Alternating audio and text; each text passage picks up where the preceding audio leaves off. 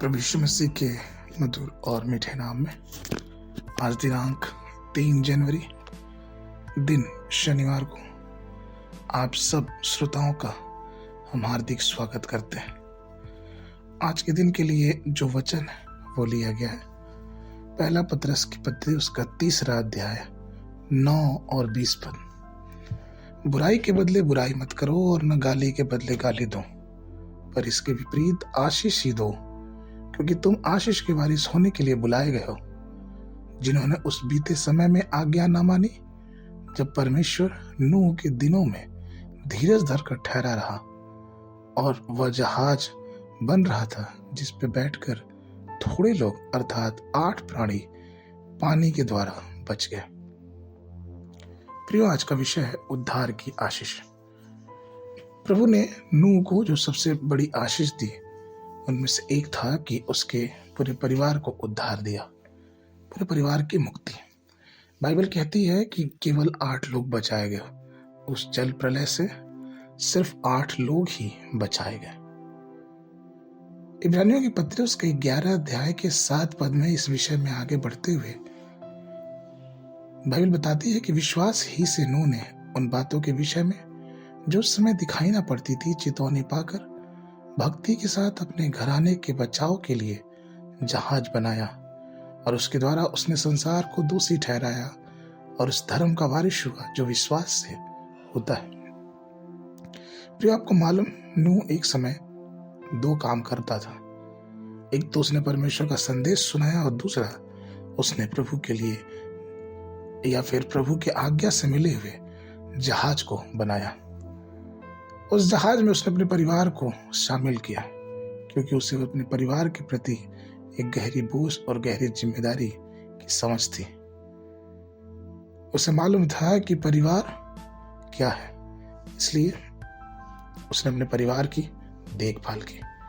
परमेश्वर के प्रिय लोगों, इस बात को आप जानें और समझें कि परमेश्वर हमारे परिवारों को अपने तंबू में रखना चाहता है, अर्थात अपने भवन में रखना चाहता है।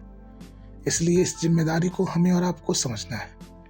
जिस प्रकार से यहोशू 24 अध्याय के 15 पद में यहोशू कहता है कि यदि यहोवा की सेवा करनी तुम्हें बुरी लगे तो आज चुन लो कि तुम किसकी सेवा करोगे, चाहे उन देवताओं की जिनकी सेवा तुम्हारे पुरखा महानद के उस पार करते थे, और चाहे एमोरियों की देवताओं की सेवा करो जिनके देश में तुम रहते हो, परंतु मैं तो अपने घराने समेत यहोवा की सेवा नित करता रहूंगा। प्रभु, यही विश्वास आज परमेश्वर हमसे चाहता है। ऐसा जीवन जिसमें हम पूरे परिवार के साथ प्रभु की सेवा में लगे।